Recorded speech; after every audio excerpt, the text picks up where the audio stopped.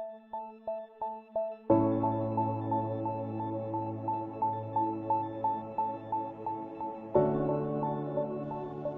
everyone, welcome to the interview series that explores the games industry throughout Asia by speaking to small developers and industry members local to the region.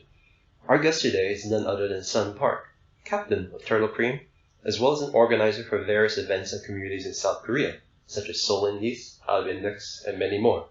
Thank you for joining us today. Hey, How have you been? Recently I just realized that my main job is father, not just like developer or event organizer. Really? Yeah, my daughter is about, just 1 year old, so it's very tough days to being a father and developing something and organizing some meetup or events online. Yeah, especially in these times. I guess, how many hours a day are you developing a game now? Or how many hours a day are you dedicated to being a father? Yeah, mostly I can use my computer after 8 or 9 p.m. per day. So, and also I should wake up on 6 a.m. for my daughter. So I have several hours for using computer, not just for my working. So Well, I guess you're more now full-time father, part-time developer, right? At this point? Yes, you're right. But yes, why don't we go a bit more talking about games? As mentioned earlier, you are captain or creative director, Turtle Cream. Yes. And it's an indie game studio based in Seoul, South Korea. And if I recall correctly, there are 3 of you. Yeah, so it's yourself, one programmer, and one artist. Yeah, currently we are a 3-man dev team. So I'm a creative director, mainly game designer, and my co-workers are one programmer and one artist. But I would say most notably, Turtle Cream's release would be 6180 The Moon. And if I recall correctly, at the time, it was only just 2 of you, right? Yourself and the programmer. Yes. For those who don't know, 6180 The Moon is a minimalist puzzle platformer that connects the top and the bottom of the screen so that there's no fear of slipping to death. Without an artist, how has that impacted your design on the game, if you could think back? Basically, 6180 The Moon was our second commercial game on Steam. So when we made the first game, Sugar Cube Bittersweet Factory, we were a 3-man dev team. So we have an artist, but after our first game, we didn't went well with that game. So our artist left our studio for the money. So when we started to make 6180 The Moon, we don't have artists. So I should be an artist because my coworker is programmer and he don't have any talent for artistic thing. So I should do something. So when I make 6180 The Moon, of course we don't have an artist, but the game mechanics is a bit unusual or quite experimental. So I thought to make our game's mechanic itself as a kind of main actor of our game, we don't need to make a kind of fancy graphics. Because if our game would have more fancy graphic like platformer, Kirby feelings with this weird jump, that would be more popular, as I think, but that's not like intended gameplay feeling. So I directed the graphic style as like minimal and symbolic images to make people focus in the gameplay itself. And also, especially about music and sound in the game, I call it in myself as a sound palette. Yeah, so we don't have a very colorized graphic asset in the games, but I thought we could paint our game with sound effects and music. So inspired by a kind of how do I say it? Algorithmic composing. So especially for sound effect in the game. I've set some random melodic sounds when player break some blocks, and then it could make a kind of the new melody whenever they play the same levels. So that was the main part of the atmosphere of the game rather than the graphic style. So yeah, both for letting people dive in the game mechanics and also make our music and sounds more like main contents rather than graphic. I see. So I've decided to make this kind of minimal thing. And it sort of nicely, like you said, reflects your design philosophy. Like you said, you seem to always be more of an experience-focused designer. And it's interesting because I believe you were telling me a while ago as well that you had to make the game twice, essentially. Oh, yeah. So one day, me and my partner visited my friend's game studio's internal game jam. Right, and just to clarify, when you say partner, you mean your programmer, your colleague. Mm-hmm. It was just for fun, and when we've been there, only less than 2 hours left to the end of game jam. So my friend said, okay, after you wait for about 2 hours, you could see very fun games what we made in this game jam. And then me and my programmer decided to make something in less than 2 hours. So my programmer said to me like, okay, we don't have many time, so I will prepare to make kind of platformer game. So please make a main idea for that platformer game in 3 minutes. So at that time, yeah, I always struggling with the idea which is brand new game mechanics, which is never presented to people. Also, this time I really wanted to make a kind of weird platformer game, and I think the core of platformer game is jumping, so I decided to make a platformer game with very weird jumping. That's why I decided to connect the top and bottom of the screen in the game screen to let people can jump pretty high through the screen. So I spent 3 minutes to make this idea, and that was 180 seconds. So 6180 was 6180 seconds, the time we spent for making the first version of the game. Right, the game jam game. Mm-hmm. And then after that, we really liked that prototype, so we decided to make a full version of the game, and I made a very tiny story about the universe, and then added the moon. So now it's 6180 the moon.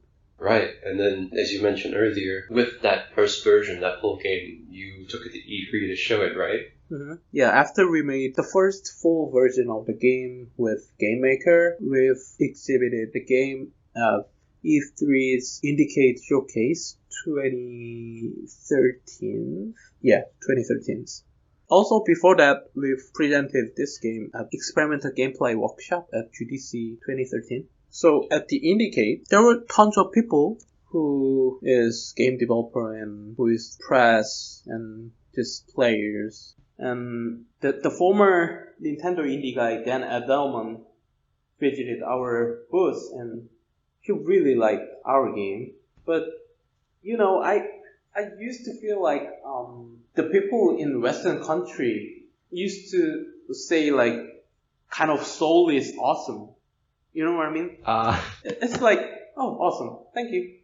So at first I thought that like, oh yeah, he didn't hate our game, but yeah, I'm not sure that he was really like our game. But next day, some other guys from Nintendo visited our booth, and then he said Dan recommended to play this game, and then another day, another guy from Nintendo visited our booth. And then also he mentioned Dan recommended our game. So, I thought, was he really like our game? So I have his card, so yeah, I should contact him after the show. And then, yeah, right after we came back to South Korea, I emailed to Dan and he responded like, yeah, he really liked that game and he think they need to release our game on their platform. So we've started to work for it. But at that time, making Nintendo 3DS game with Game Maker was pretty hard. It was not impossible, but yeah, it was pretty hard mission for us. And also, the programmer who built the game with GameMaker was actually students. He was middle school students who studies in America. So yeah, everything was not really comfortable to port with GameMaker. Yeah, he should do something in school, and the remote working was very unfamiliar to both of us. So we've decided to build the game again from the scratch with Unity 3D, and we've made second version with Unity. And that made it easier to port to the new 3DS, right? It was much easier than GameMaker, but Wii U and 3DS, both devices have dual screens. But actually, our first version for PC was just single screen, so I really wanted to make a kind of a lot more weird gameplay with those dual screens. So I made whole levels just for dual screen in a Wii U and 3DS. Yeah, technically it was like the third remake of the game. So we spent a lot of time, and yeah, to be honest, Wii U and 3DS we've just released only for new 3DS because making a game with Unity for the classic 3DS is very hard, especially for managing the memory. So yeah, on both of platforms, we couldn't went well as an economy point of view, but yeah, personally, the best version of 6180 Moon for me is Wii U version. I'm really proud of making something fun with dual screen, so I'm happy. I'm glad to hear, because I think knowing you, you're very, I would use the word experimental with your design. So to have that game come from one screen but end up being on two screens, it was definitely very interesting to see it play out. The concept is the same, but the simple idea of having two screens and having to look from one screen, then look up, then look down, that really made it really interesting. And speaking of, the Wii U never came out in South Korea. Yes. But you made a game and it was released on it. So I guess what was the story behind that? Yeah, at least as an indie, we was the first indie developer who built a game for Wii U in South Korea. Because, yeah, as you mentioned, there wasn't Wii U in South Korea. And there still isn't, right? It was never released. Yeah, never released. So, yeah, after I emailed with Dan, I got a call from Nintendo Korea. And they said, like, we've heard from Nintendo of America that you have a game for Wii U. Are you incorporation? Because we are working only with incorporation, but I'm still sole proprietor, so not incorporation. So technically, under these original rules, you would not have been able to cooperate with Nintendo Korea. Yeah, but thanks to Nintendo of America, they've said like, okay, this is very special case. Yeah, we've got kind of order from Nintendo of America, so you could release your game in yourself. And unfortunately, Wii U never released in South Korea, but Nintendo Korea have Wii U dev kit, so we could make it for Wii U. And I think among the indies in South Korea who have developed and released a game for Wii U, it's only you and one other? Yeah, as I know, there are two indie developers who built a game for Wii U. Us and my friend, the game called Color Symphony 2. I guess what was it like releasing a game on a console that was not available in your country?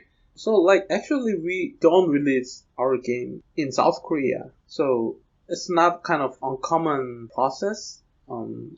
But the best way to play 618 The Moon was not available in South Korea. Like that was not a problem for you. Yeah. We don't release our game in South Korea to protest about the Korean game rating system. So in South Korea, every game should pass paid rating system from Korean government, even for like freeware or homework project.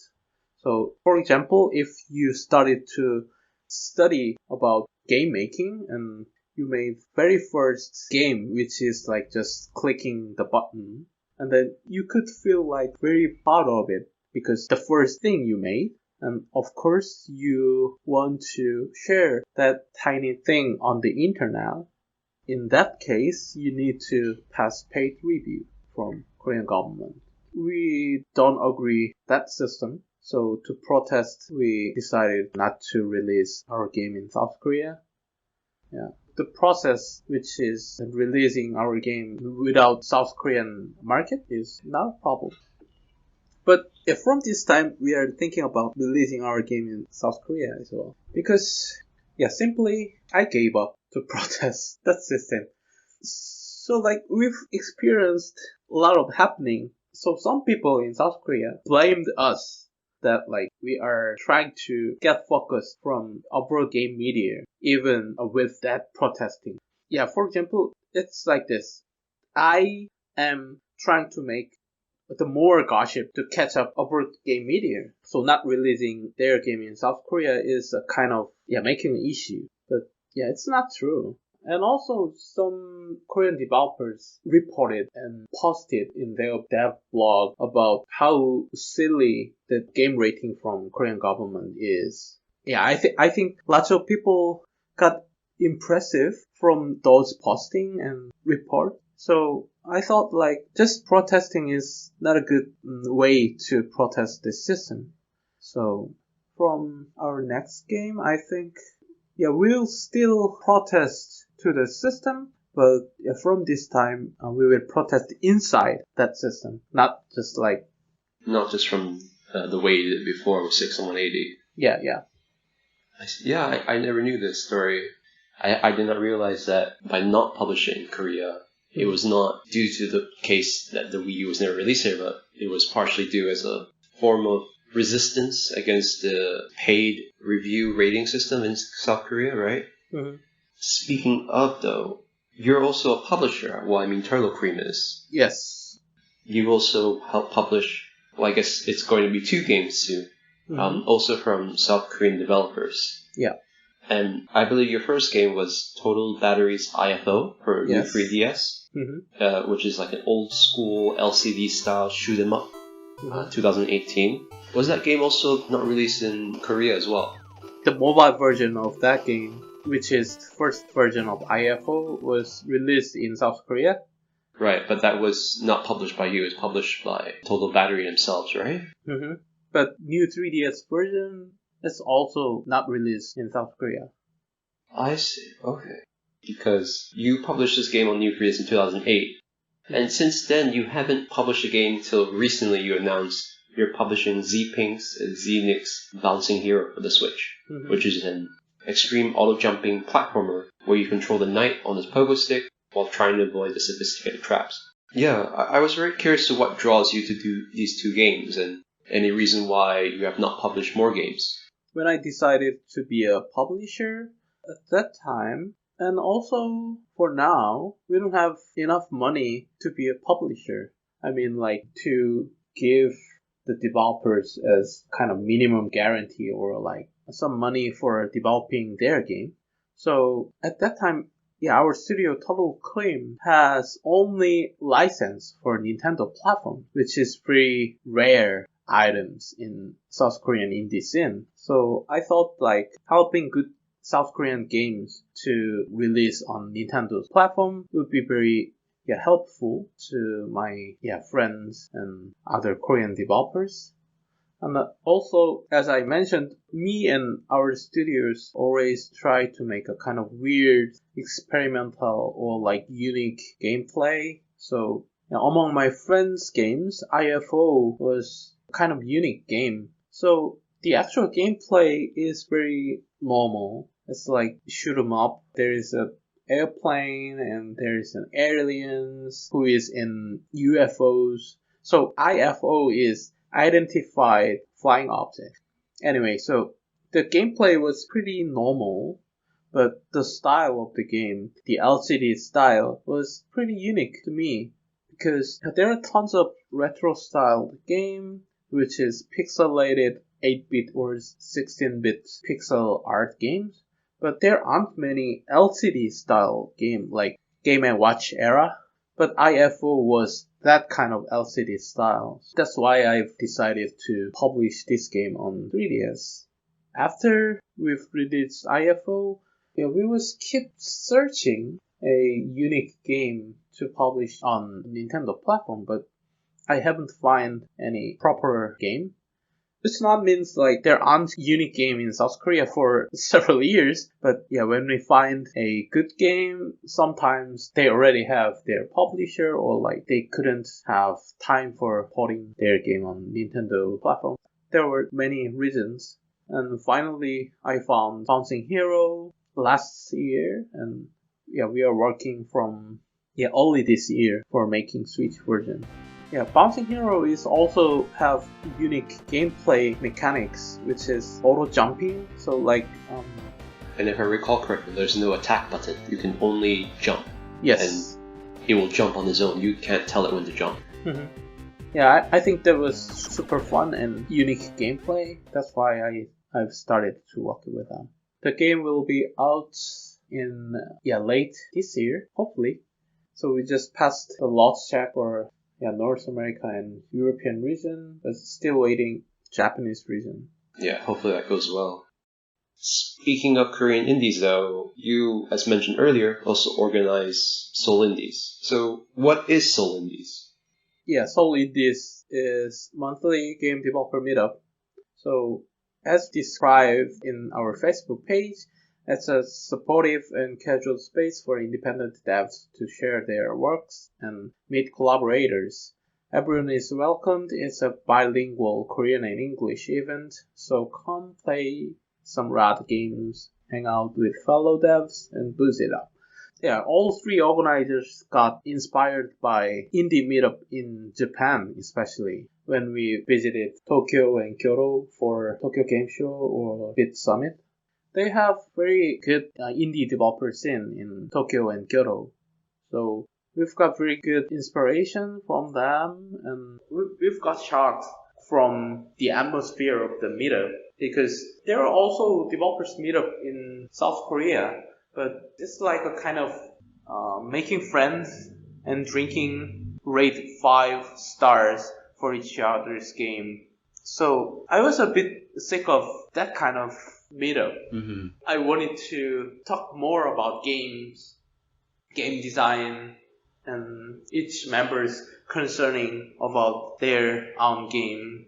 At that timing, Mark, as a foreign developer in Seoul, asked me like, as a foreigner, I don't have many friends in Seoul, so help me to find some more Korean guys and also foreign guys in Seoul who make games. Right, and that's why it's a bilingual event. Mm-hmm. So we've started the meetup from when? 2014? 2015? It's been a long time. Basically, it's not important. Right, but it was three of you who started it, right? So it was yourself and Mark. Who made Thumper his superstar. And also Jay, who made Paint Him Up, which is available on Apple Arcade now.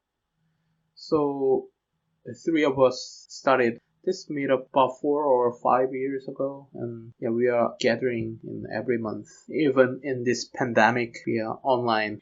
Like ourselves in Hong Kong, we've also switched to an online meetup as well. Yeah, and also in Seoul Indies, I met the people who made Bouncing Hero. Right, yes. So we've met the actual collaborators, as we described in our Facebook page. Right. And now that it's online, I've been able to luckily join some of them, and it's been very interesting to see some small indies who do present from Korea outside of the larger events like G-Star or BIC Fest. I think Korean government thinks like game is a kind of new gold mine as economic point of view. Yeah, G-Star and BIC got supported by country government and also city government. Mm-hmm. The dev environment in South Korea is not really that good. Mm-hmm. As a meetup organizers, the only problem we have is language barrier. So basically it's bilingual event, and more than half participants are Korean speakers who cannot speak English, and less than half developers are English speakers. Yeah, mixing them is pretty hard. So in-person meetup in offline, we used to have a maximum 5 presentation in a month.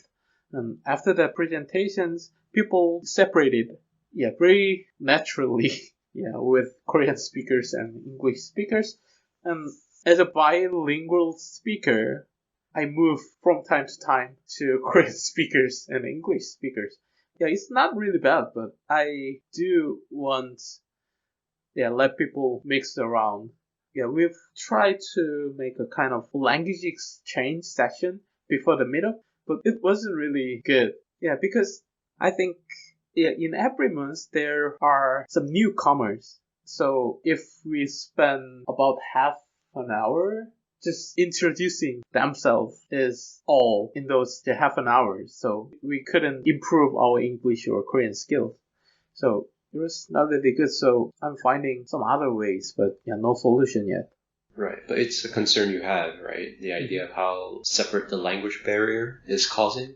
I'm always very jealous of Japanese indie scene because almost every foreign developer who lives in Japan is very good at Japanese. Yeah, maybe they have another problem. So as a foreigner outside of Japan, I think like Japanese developer is used to be a bit shy. Yeah, that's their problem, as I think. I'm guessing. But anyway, about the language barrier, they don't have much of that problem. So personally, my goal as a meetup organizers, improving both of Korean and English skill of people is very important.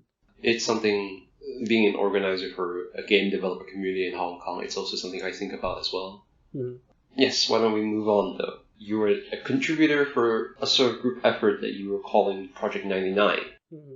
And according to the description, it was gather every month, make weird games, pack them all together, and sell them for 99 cents USD.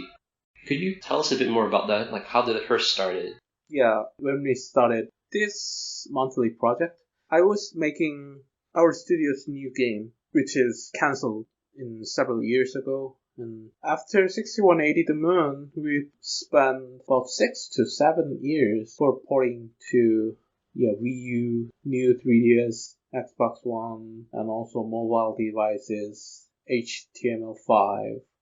So we were very sick of making game itself, and I was very stressful to make new commercial project which is very big and very good graphic asset. So that time I was very stressful. Also, I really wanted to make tiny games. As I always mentioned about my games, I'm always want to make experimental games.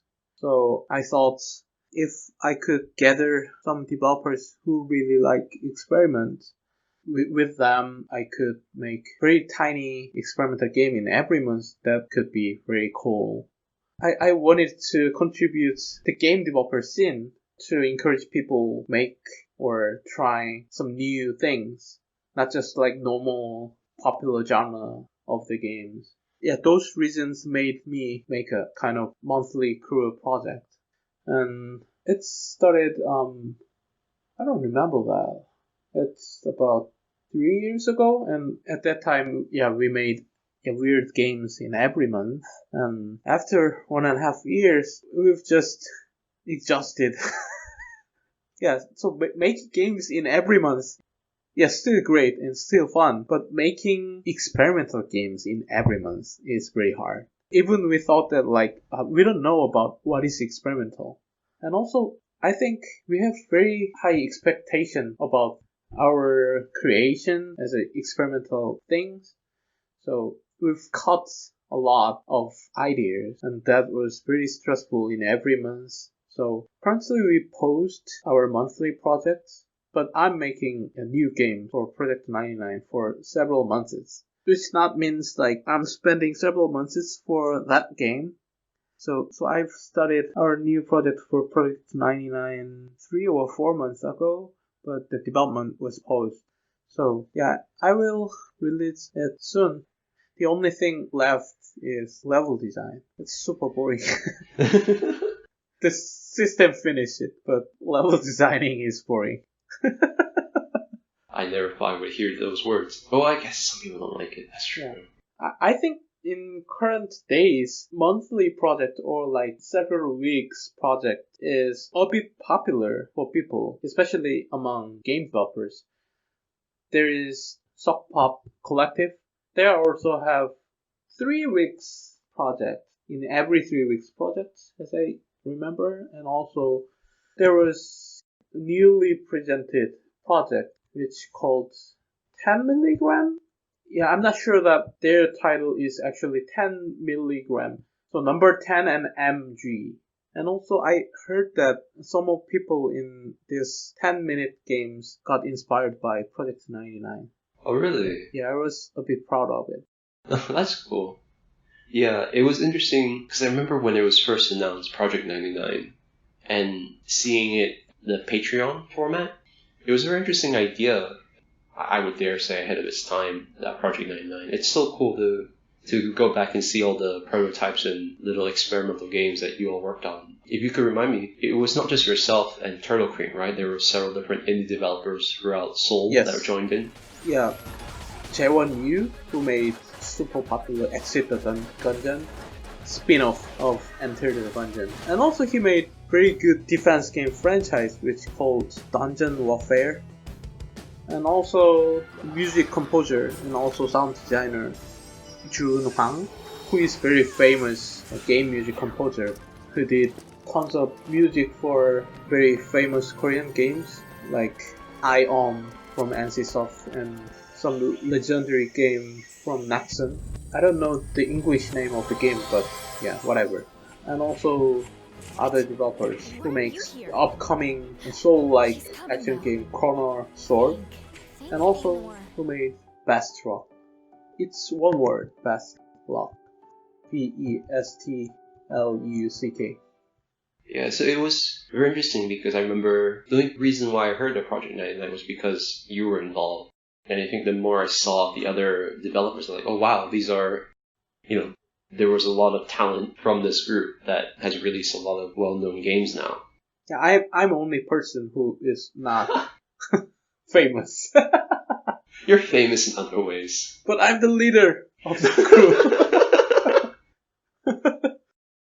But yeah, that's an interesting point about trying to keep up the experimental spirit in Seoul because you also organize Out of Index. Yeah. So, for those who don't know, Out of Index is a game festival focused on the developer's creative mind and their experiment.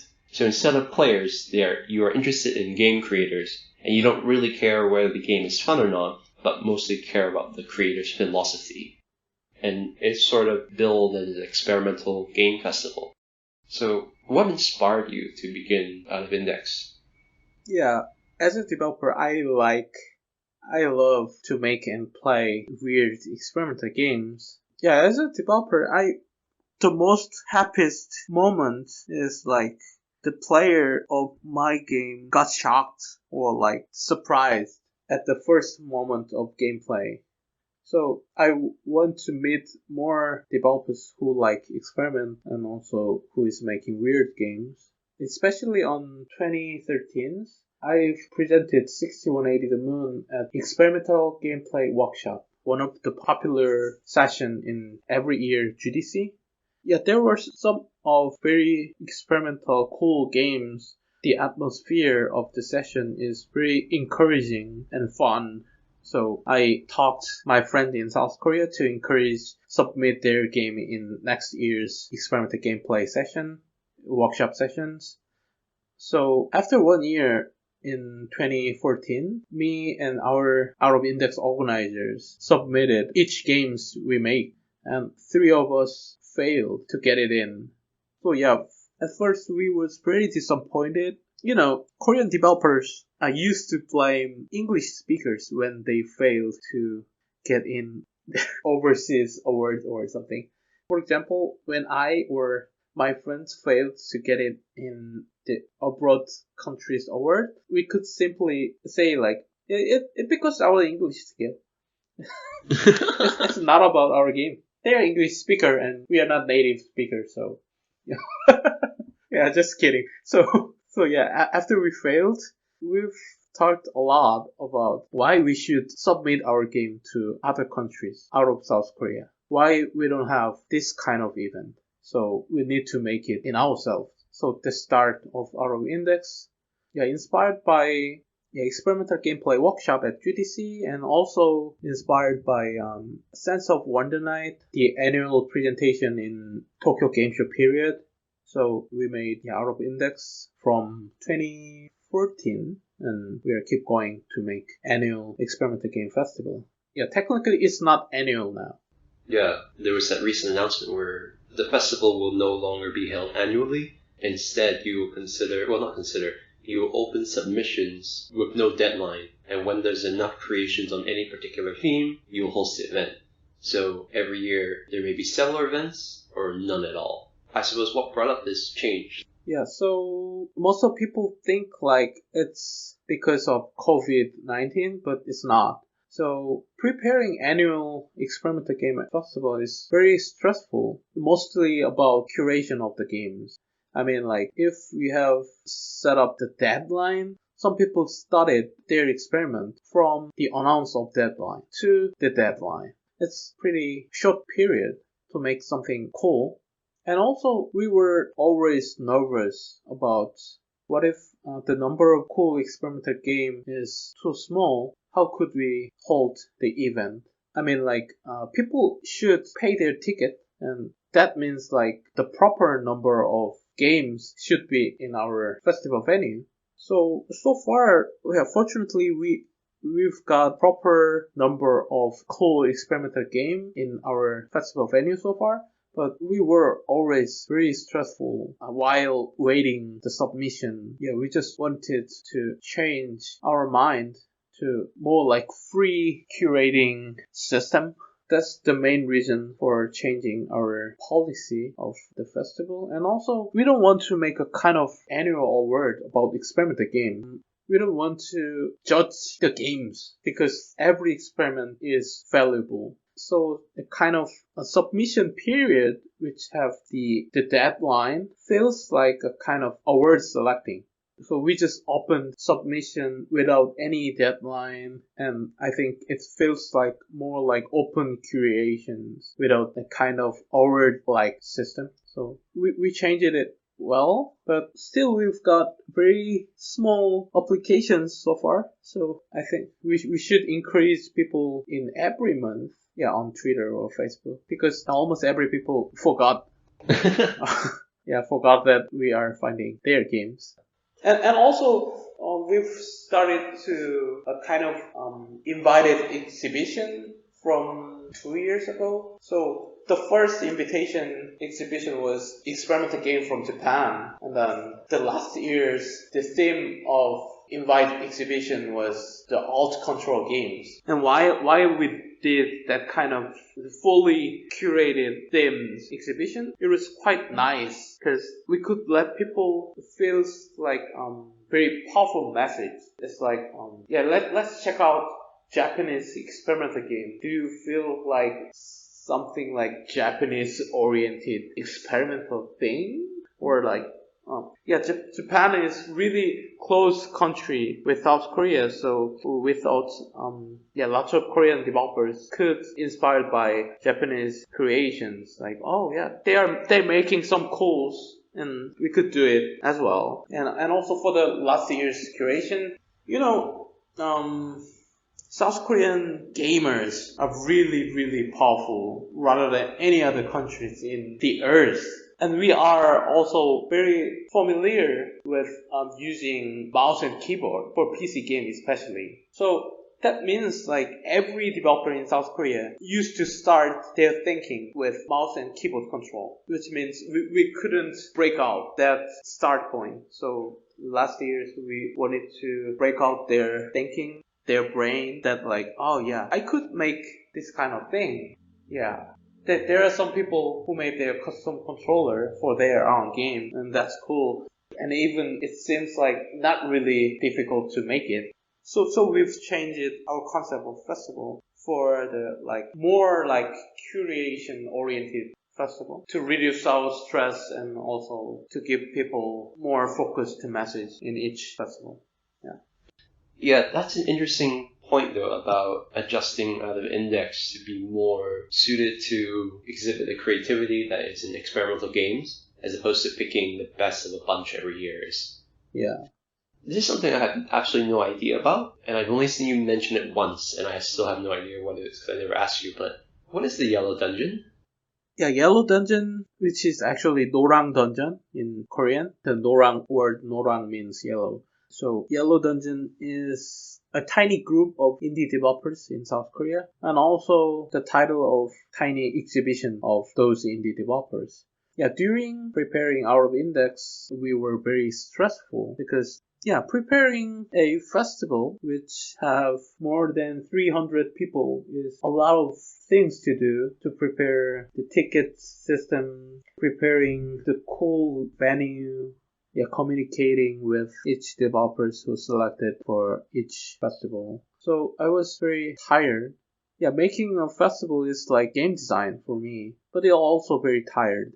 So Yellow Dungeon was people who drank with in BIC 2018, as I remember. So we were very close friends, and after Out of Index several years ago, I told them like, making Out of Index was very tired and stressful. I don't want to do something a lot for the event, so how could I make a tiny game event without preparing anything? And friends in Yellow Dungeon encouraged me like making a tiny exhibition without any preparation. So the exhibition was held only one time so far. We've prepared our second exhibition in only this year, but due to COVID-19, we've canceled our second exhibition. In the first Yellow Dungeon exhibition, we've prepared a short video which mixed with each game's gameplay capture screen. Except that video. Everything for the exhibition venue is prepared in the morning at the actual event date. And it was quite nice. Over 50 people visited us, and every developers really enjoyed that tiny event. We have very tiny talk show which have any prepared talking issue. So it was very free talking and it was very fun. So we've really enjoyed, and also we became more close through that event.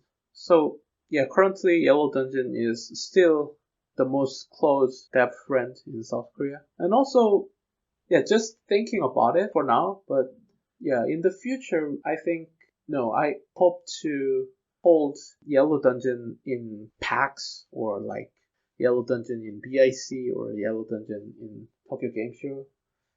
I used to see some developer crew in outside of Korea, mainly in Western countries. They used to gather together to present their game or organizing some tiny events. It's like the reason why I made Out of Index. Got inspired from outside of Korea and making some kind of Korean oriented version of that crew, the festival, or like something. I'm very enjoying to introducing the situation in also outside of Korea as an English speaker. Though my English skill is not really good, but it's pretty good. This is kind of Korean nationality. Everybody thinks like they are really good at something. Anyway, so I'm enjoying to introduce people in South Korea, what happening in outside of Korea, and so while making some event or crew things or other, the most important thing to me is like not copying, totally remaking with Korean taste. So it's very fun. For several years, I was kept thinking about like, am I game developer or like, am I game event organizer? But both of them is inside of me. So in every event I organize, I used to think like I'm spending very useless time for showcasing others' game, not for my game. But recently I thought like organizing events, organizing exhibition, organizing something for game is like game designing. So currently I'm a person who make some fun things which is playable. That's a pretty poignant mark to end on, so thank you for your time. And then before we go, why don't you tell people what Turtle Cream and yourself have been working on? Because I know that you are working on your own personal project on top of RP7.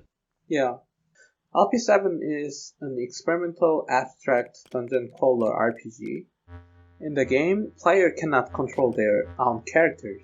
Instead, players should set up future situations by rolling 7 slots in the screen to control their character indirectly. Thus, we call this game as a second-person RPG game. So there are tons of secrets in dungeon. The dungeon will be generated with procedural algorithm, so player could feel like new dungeon gameplay in every gameplay session. I think especially for this game, explaining in words is very hard. Yes, I will say even watching a video, I wasn't sure what I was looking at until I played it, which is very interesting. And that's the current Turtle Cream project. Yes, so the main goal of that project is making a game with very familiar genre through very unfamiliar interface. So it's an RPG, so there is monsters, there is potions, shields, boss battles, and shops. But the gameplay is very, very unfamiliar to especially RPG gamers, because they couldn't control their character itself, and there isn't any maps, and they couldn't do something like selecting spells or like attack selected monsters. But when you play the game, you could definitely feel like you are playing RPG. I think that's the main point and the most charming point of gameplay. And so other than RP7, you are also working on your own personal project? From last year, I'm working on my personal project. It's called Antennae Room. So at first, we've started to make something weird game for especially Nintendo Switch, which use the IR camera in Joy-Con and also the haptic rumbling. But to be honest, my programmer told me like he don't like the gameplay concept and he cannot understand this is fun.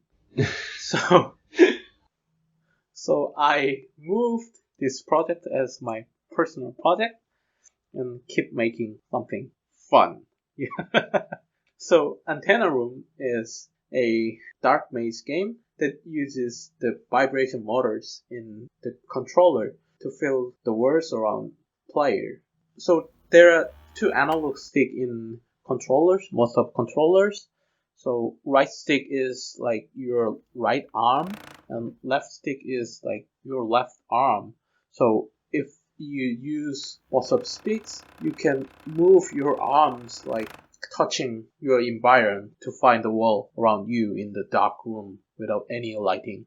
So this game is still very early stage of development. So currently it have very tiny procedural generated dark maze for single player mode and also have 4 players racing mode. But yes, thank you very much. And if people want to keep in touch with you, where can they find you? My Twitter, I actually use 2 Twitter accounts, which is in Korean and in English, and I'm talking in English right now, so my Twitter is at IamSunPark, right? Yes, I think it is. I need to check it. It is. I checked it for you. Okay, thank you. No problem. But thank you again, and then we'll see you all next time.